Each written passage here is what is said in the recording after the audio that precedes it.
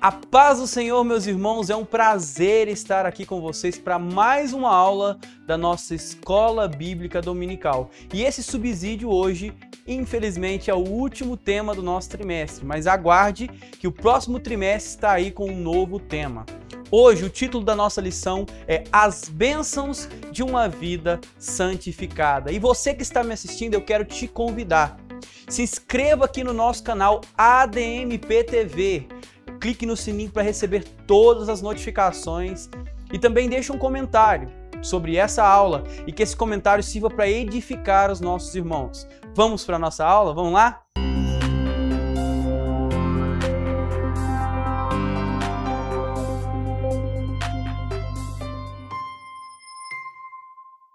Então hoje, na nossa 13ª lição, nós vamos falar sobre as bênçãos de uma vida santificada. Em todas as nossas lições, nós abordamos vários e diversos temas que nos levaram a compreender a santificação.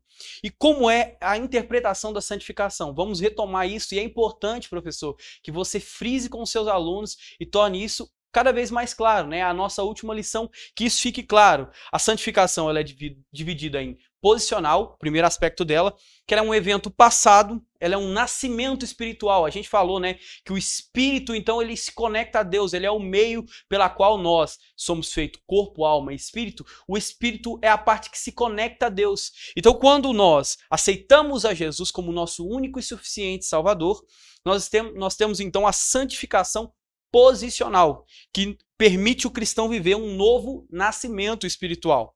Então, quando essa santificação posicional ela ocorre logo após a regeneração, que é a nova transformação do cristão, e a justificação, quando ele é tornado justo, né? Então, é a partir daí que o cristão não é mais escravo do pecado, ele é agora salvo da pena do pecado, né? Em Efésios capítulo 2, versos 8 e 9, vai tratar justamente nesse sentido de que a gente é salvo. Eu fui salvo, né? E a interpretação é essa. Por quê? Porque assim que eu aceito a Jesus, reconheço que Jesus é o meu Salvador, ali eu tenho a minha santificação posicional. E é importante compreender que em 1 Coríntios, aqui no nosso slide, é capítulo 6, o verso 19 e 20, estabelece a importância, né, de compreender que o nosso corpo é templo do Espírito Santo. Então há uma importância em consagrar o nosso corpo, entendendo que agora a gente não é mais escravo do pecado, né?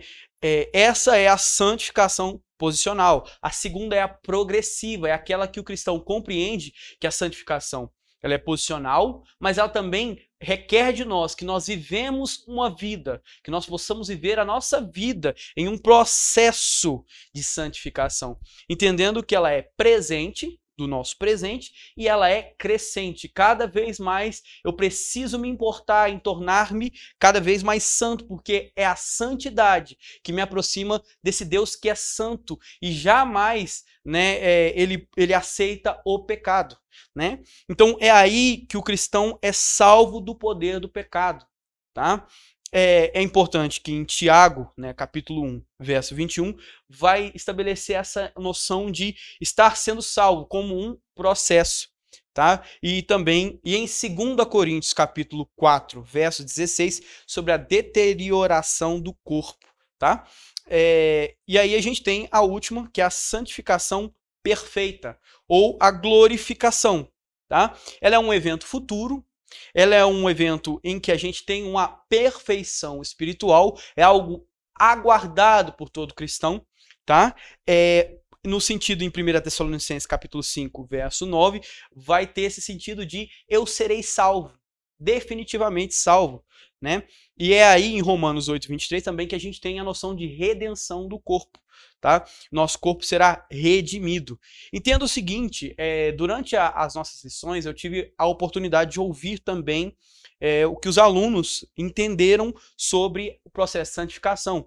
E é importante a gente estabelecer um ponto aqui. Há sim a possibilidade de que nós sejamos perfeitos diante de Deus. Quando isso?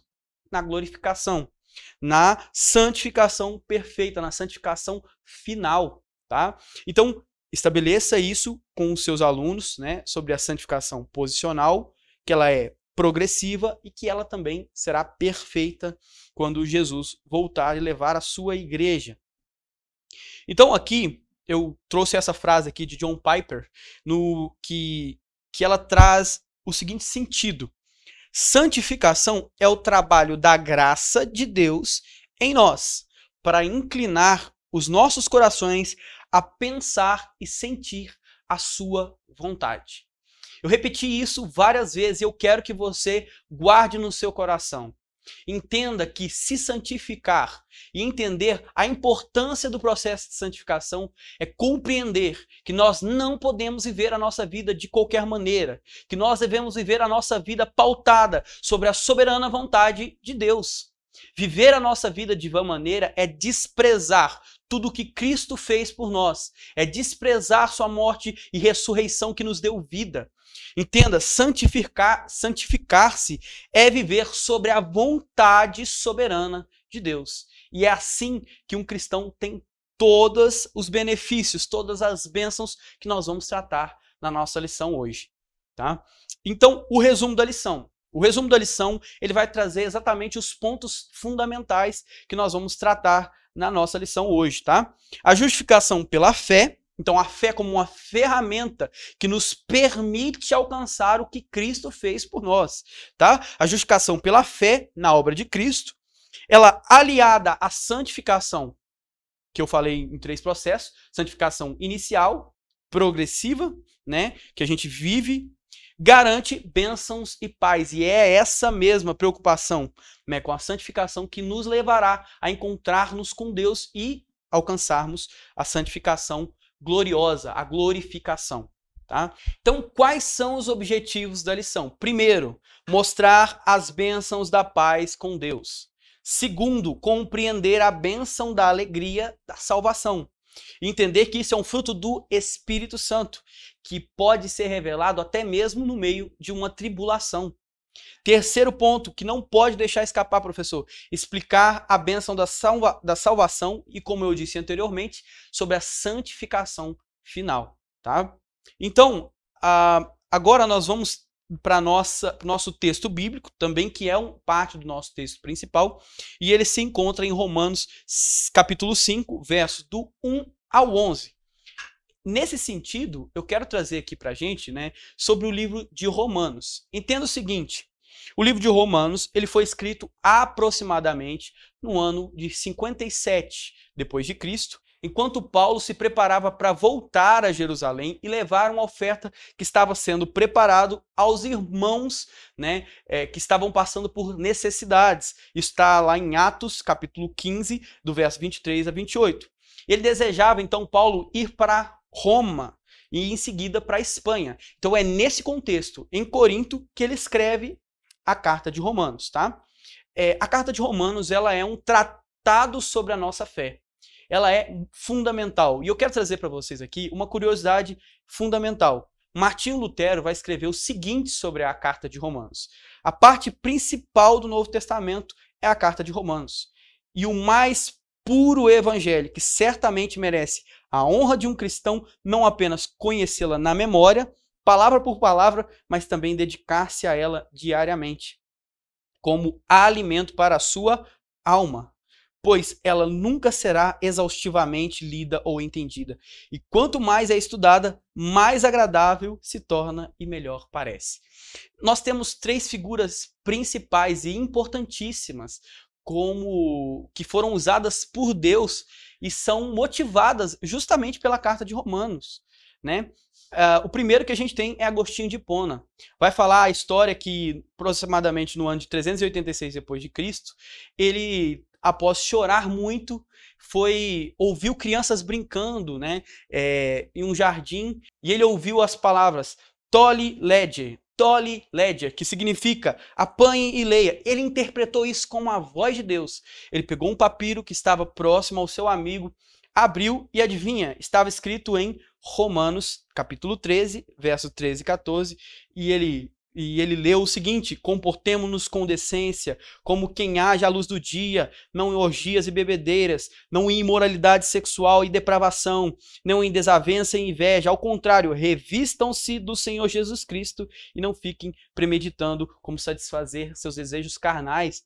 E ele vai falar que ele não precisou ler mais nada. Foi a partir daí, instantaneamente, como uma luz, que ele teve toda a escuridão do seu coração dissipada.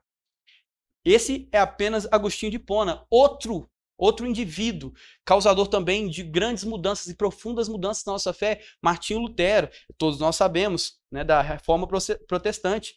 Vai falar que Lutero ele tinha no seu coração um receio, um medo sobre uma interpretação, né, da carta de Romanos. E é lendo e estudando para ensinar que ele então começa a interpretar que a justiça de Deus, né, não é algo que vem contra aqueles que creem em Jesus. Pelo contrário, a justiça de Deus é que torna-nos justos. É o que nos justifica. E todos nós sabemos o resultado dessa interpretação. Glórias a Deus por isso, porque por meio da palavra de Deus houve uma profunda transformação, houve uma reforma na nossa fé. Não são as obras que salvam-nos, não é quanto de recurso financeiro nós temos, mas mediante a graça de Deus que nós alcançamos justiça. É essa interpretação que nos traz até o presente momento. Outro indivíduo que também foi profundamente marcado pela carta de Romanos é John Wesley. John Wesley diz que certa noite ele mesmo, sem vontade de estar em uma reunião, foi. E nessa reunião estava sendo exposto o livro de Romanos, né? E exatamente nesse momento em que ele sentiu seu coração tremer diante da palavra que estava sendo colocada.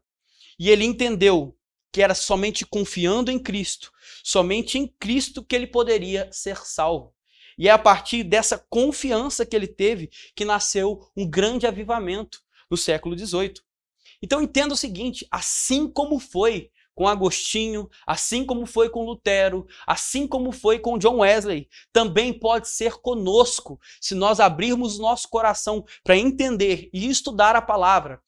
O livro de Romanos é um tratado, como eu disse, sobre a nossa fé. Então abra o seu coração para entender e estude, dedique-se ao livro de Romanos, compreenda o que é tratado nessa carta, porque isso é muito importante e fundamental para a nossa fé.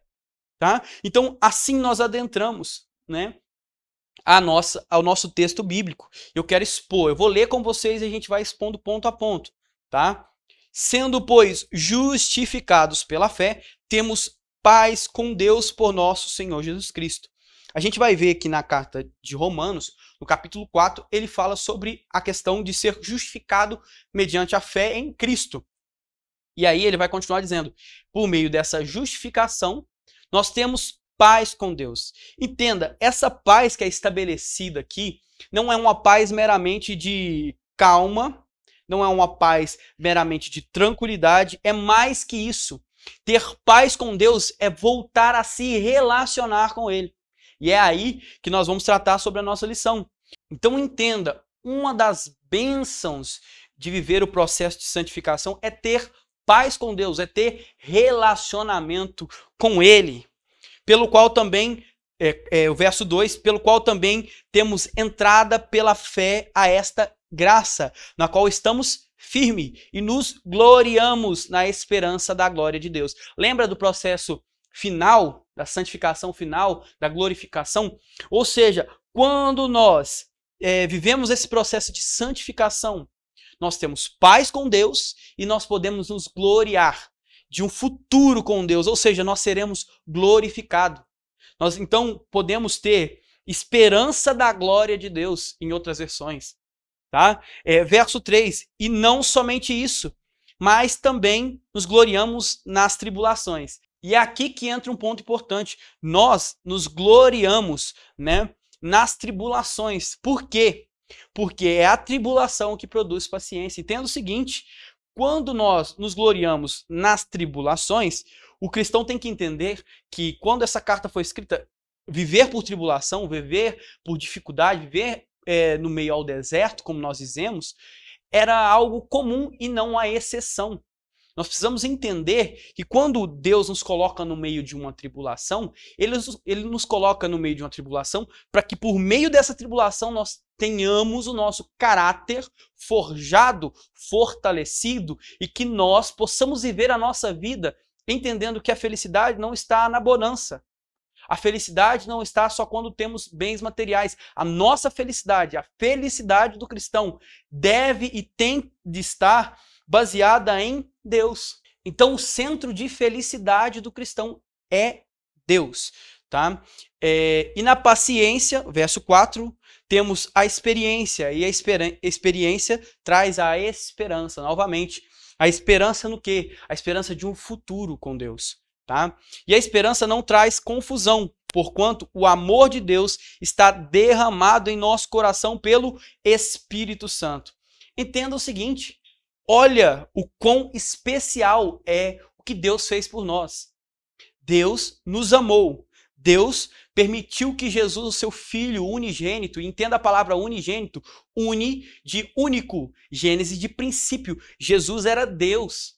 Jesus era Deus e ele se entregou, morreu em nosso lugar, nos salvou. Mesmo que nós tenhamos uma vida, né? Mesmo quando nós éramos tidos como inimigos de Deus, Deus morreu por amar alguém que não merecia amor. Olha a maravilhosa graça de Deus revelada. Deus nos amou quando nós não merecíamos amor. Porque Cristo, estando ainda nós fracos, ou seja, quando nós não merecíamos amor, quando nós éramos fracos, morreu a seu tempo pelos ímpios. E aí vai trazer no verso 7, porque apenas alguém morrerá por um justo, pois poderá ser que pelo bom alguém ouse morrer. Né? E aqui a gente tem que compreender que do grego, né, o grego koiné, a origem da palavra bom e justo não tem muita distinção. Entender aqui o que ele quer dizer, assim, um homem justo, pode ser que alguém não morra pelo homem justo, mas pelo homem bom sim.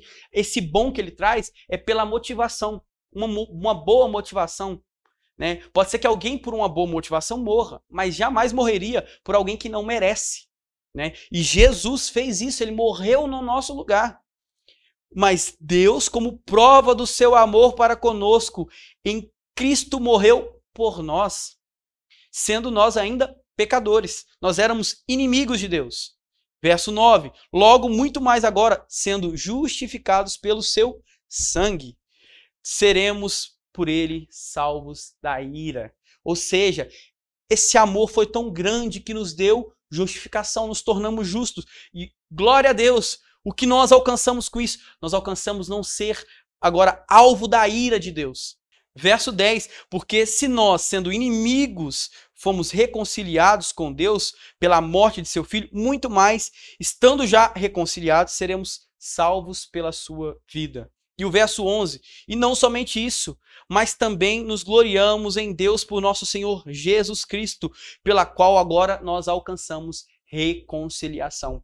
Há agora a oportunidade para todo cristão em ter um relacionamento com Deus. Olha que maravilha. Então, é sobre essas bênçãos. É a bênção de entender que a nossa felicidade está pautada na vontade de Deus. E quando nós fazemos a vontade de Deus, nós somos realmente felizes. Não é na bonança ou na falta. É em Deus que nós temos a nossa felicidade. É na esperança de um futuro em que nós seremos glorificados. Estaremos juntos com Ele. É que nós vivemos a nossa vida e nos gloriamos. Olha que palavra maravilhosa. Então, agora nós vamos adentrar especificamente na nossa lição. Nós vamos tratar agora sobre que após a justificação e a regeneração, o cristão ressurge para uma nova vida. Agora nós temos a oportunidade, como o nosso texto bíblico trouxe, de termos um relacionamento com Deus. Esta mudança proporciona alguns benefícios. Quais são? A paz do Senhor, o acesso à graça e a esperança da glorificação final. Então, no nosso tópico 1, as bênçãos da paz com Deus. O subtópico 1 vai trazer a graça da paz com Deus. Ele vai estabelecer aqui um ponto fundamental. O ímpio não tem paz porque ele vive na prática do pecado. Já a pessoa justificada por Jesus Cristo, cujos pecados não lhe são mais imputados, desfruta paz, mesmo em tempos difíceis. Entenda o seguinte, em tempos difíceis, o cristão, ele sente paz com Deus. Por quê? Porque a sua felicidade não está no variar do tempo, da bonança ou da falta. Pelo contrário, como eu disse, a felicidade do cristão está baseada em Deus. Então, mesmo em tempos difíceis, Deus está lá com ele e ele entende, então, que ele pode ser feliz mesmo em tempos de tribulação. Já o ímpio jamais viverá feliz. Por quê? Porque ele vive na prática do pecado. E viver na prática do pecado é se colocar em posição de inimigo de Deus, como nós bem sabemos. O salvo vive no Espírito, e assim como o Espírito é eterno, eterna será a sua quietude com Deus. Ou seja, se a gente vive pelo Espírito, o Espírito ele é eterno, e eterna será a nossa paz, o nosso relacionamento com Deus. Agora, no subtópico 2, nós vamos entender o seguinte, a bênção do acesso constante à graça de Deus. Viu? Nós falamos sobre a bênção de Deus como sendo alvo, né, anteriormente, dessa graça. Tá? Então, nós temos acesso à graça de Deus. Segundamente, nós temos, então, essa graça como um ponto importante que é constante na nossa vida. O pecado, ele conduz à morte. A opressão debaixo da culpa, a solidão espiritual. Vamos falar a verdade. Quantas vezes nós não percebemos pessoas que por conta do pecado sentem um vazio espiritual tão grande, porque o seu espírito não é preenchido com a vontade de Deus, como nós dissemos lá na nossa frase. E é somente quando nós fazemos a vontade de Deus que nós somos plenamente cheios. É somente a justificação, ou seja, aceitarmos a Jesus, nos tornar-nos justos, que nós teremos, então, a vida eterna por meio de Cristo. Está em Romanos, capítulo 5, verso 21. A graça de Deus somente é alcançada pela fé. A fé é uma ferramenta. Você utiliza a sua fé para alcançar o que Deus fez por você. Entenda o seguinte, somos o que somos pela graça de Deus, não há merecimento nisso. Entendermos, então, que nós temos acesso à graça é entender que não há merecimento, que foi tudo mediante misericórdia de Deus, que foi revelada em Jesus e por meio da fé nós alcançamos isso, tá? Então nós devemos ser gratos a Deus. E é importante estabelecer isso aqui. Nós devemos ser gratos a Deus por tudo quanto temos, pela nossa família, temos que ser gratos pela nossa igreja, temos que ser gratos pela vida que vivemos, pelo trabalho que temos, pelo alimento que Deus não deixa faltar. Nós temos que ser gratos pelo ar que nós respiramos. Porque até isso, até o ar que nós respiramos, é a revelação da graça de Deus sobre a nossa vida. E aí no subtópico 3, a bênção da esperança da glória de Deus. Ou seja, entendemos que nós seremos justificados na justificação final. Tá? Na santificação final, nós seremos definitivamente tornados justos. Tá? As pessoas justificadas e santificadas são bem-aventuradas, pois nelas repousa a grande esperança da manifestação da glória de Deus, como foi estabelecido. Nós falamos sobre a glória de Deus, essa esperança na glória de Deus. Entender que nossa vida tem que ser, viver uma expectativa de encontrarmos com Deus e sermos feitos, né, e termos um corpo glorificado. E termos, então, a nossa santificação final, que é fundamental. Né? É viver a nossa vida na expectativa de que Jesus volte. Maranata, ora vem Senhor Jesus. É viver a nossa vida sobre essa expectativa que é fundamental. É entender então que nós nos gloriamos quando nós temos esperança na glória de Deus, na sua volta. Aqueles que vivem distante do Senhor são alimentados por alegrias e motivações efêmeras. Aí coloca a sua motivação, a sua alegria em um relacionamento, o relacionamento termina, aí se entristece com Deus. Porque muitas vezes isso acontece. Coloca a sua felicidade em um emprego, perde o emprego, perde toda a felicidade. Coloca a sua felicidade em um bem material, perde o bem material, se entristece. Muitas das vezes, essas pessoas que não estão sendo alimentadas pela fonte real da nossa felicidade, que é Deus, são levados por motivações e alegrias que são efêmeras, que vão trazer tristeza. Né? Então, que nós possamos entender que é fundamental basear a nossa vida, né, em viver uma vida em que a nossa motivação é fazer a vontade de Deus. É viver a alegria em fazer a vontade de Deus. Somente assim o cristão tem definitivamente essa esperança da glória de Deus. Os santos são transformados de glória em glória, santificação contínua e progressiva, isso é estabelecido em 2 Coríntios, capítulo 3, verso 18. Tá? É importante que essas citações que eu estou fazendo, você anote e estabeleça, né, uma leitura com os seus alunos, entendendo então que nós somos transformados. A santificação, ela é um processo, ela é processual. Santificação posicional, processual, e ela nos traz a esperança da santificação final. Então agora no nosso tópico 2, a bênção da alegria da salvação. Agora nós vamos tratar então sobre a alegria que nós temos quando nós somos justificados, nós vivemos um processo de santificação e aí nós temos uma alegria. As tribulações conduzem à maturidade, como eu disse, vai nos tornar mais maduros. Jesus não nos prometeu uma vida sem conflitos. Nós estamos vivendo agora um momento em que a busca maior deixou de ser por bens materiais e agora é pela felicidade. Observe para você ver. Pessoas querem frequentar locais onde elas se sentem felizes. Pessoas querem ter situações, momentos, empregos em que elas se sintam plenamente felizes. E pelo contrário, não existe uma promessa de que nós seremos felizes mundanamente, vivendo conformemente o mundo. Pelo contrário, nós só seremos plenamente felizes quando nós fazemos a vontade de Deus. E isso implica que muitas das vezes nós teremos conflitos no nosso cotidiano. Isso implica que muitas das vezes nós nos encontraremos em situações de dificuldade. Não há uma felicidade plena quando nós queremos buscar felicidade em situações, em momentos, em relacionamentos, como eu disse anteriormente. Por quê? Porque nós nos frustraremos. Pelo contrário, o apóstolo Paulo vai trazer que quando nós somos colocados em situações de tribulação, nós então temos a certeza, a perseverança. Nós temos então uma vida em que nosso caráter é aprovado por Deus. Nós nos tornamos cristãos firmes, que temos confiança em Deus, a nossa fé só aumenta. Né? Então entenda o seguinte, se Deus te colocou em um momento de tribulação, é porque nesse momento de tribulação Ele quer te fortalecer.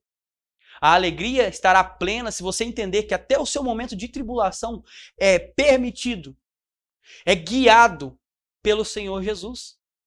Então é somente assim, é entendendo que até mesmo no meio da tribulação, que nós teremos felicidade em Deus, é que nós poderemos então viver uma vida plena, uma vida de felicidade baseada em Deus. Nós seremos cheios e completos. Por quê? Porque agora, mesmo em meio à tribulação, nós somos felizes em Deus. Isso é fundamental para o cristão. Nosso subtópico 2, o crente, mesmo enfrentando tribulações, tem a certeza do amor de Deus.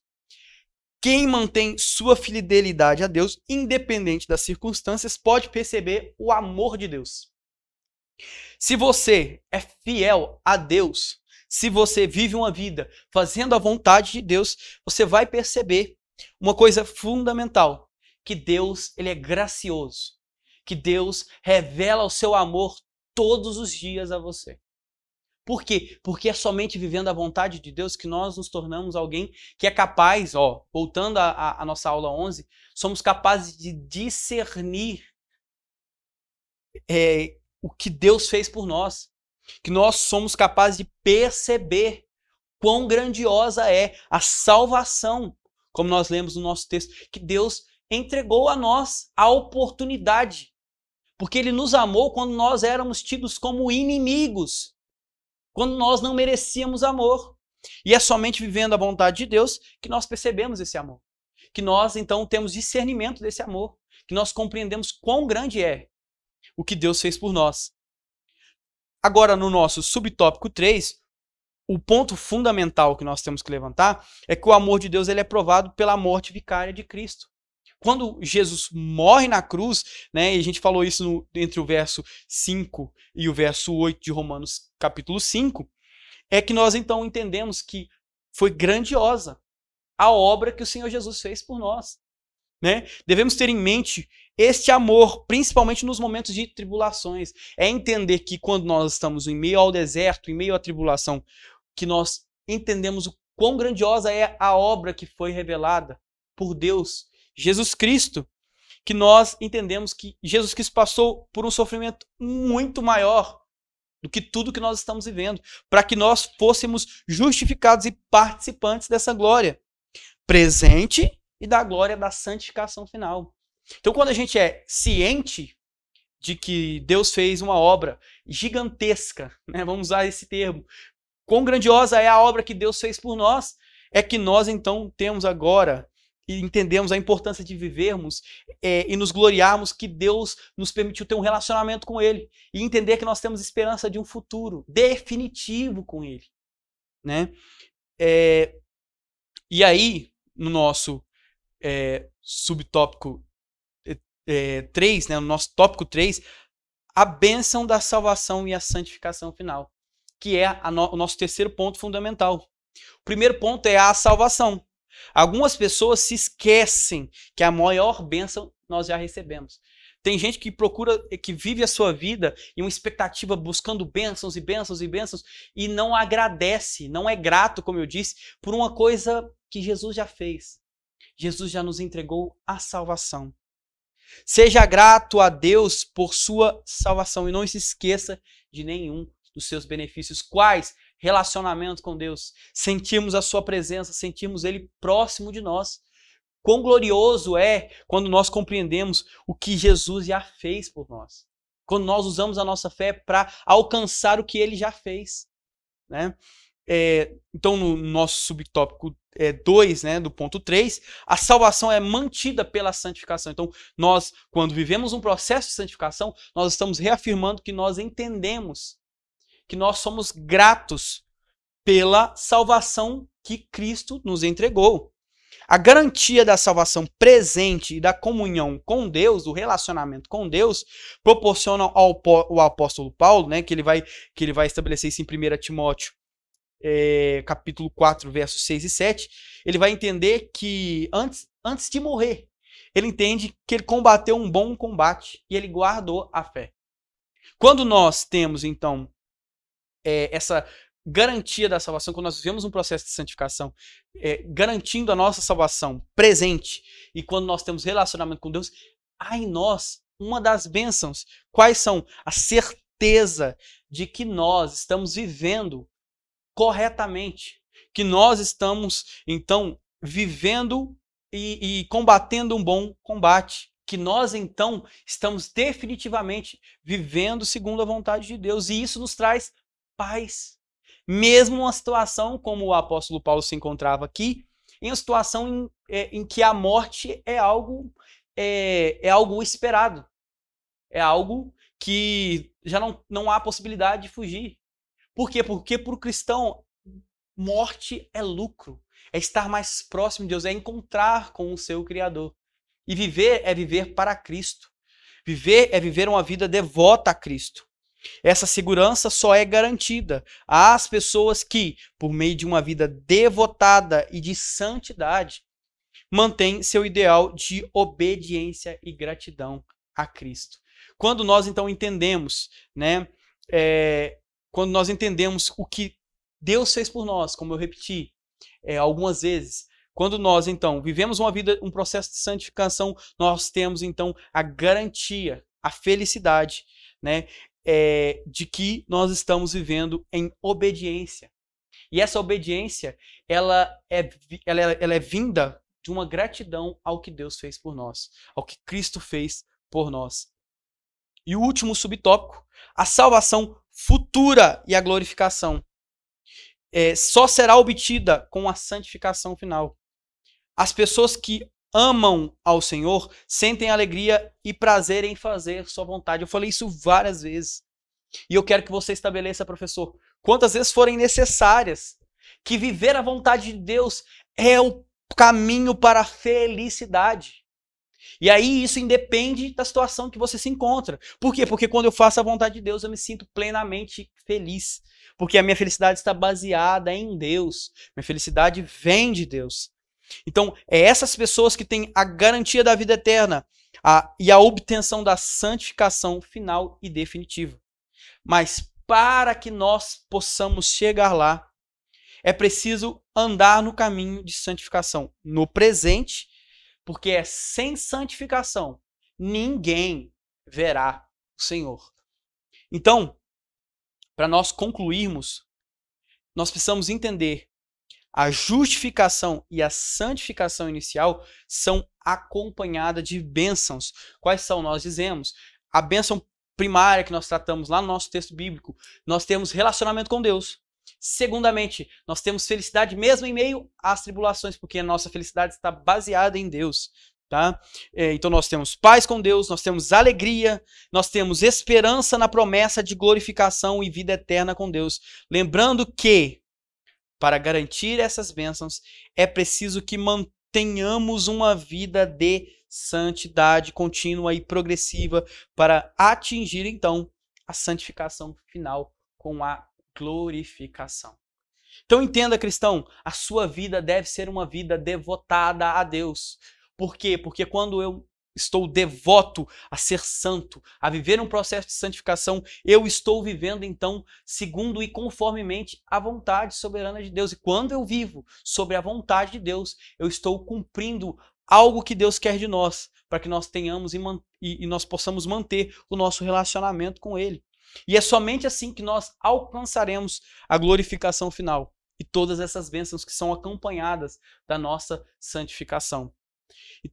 O meu desejo é que você possa viver uma vida em santificação, que você não esmoreça jamais na fé e que você viva uma vida santa, tendo um relacionamento e que você ouça Jesus falar com você, que você ouça a voz de Deus e tenha convicção e tenha felicidade, mesmo que em meio a tribulações, porque a sua felicidade está posta em Deus.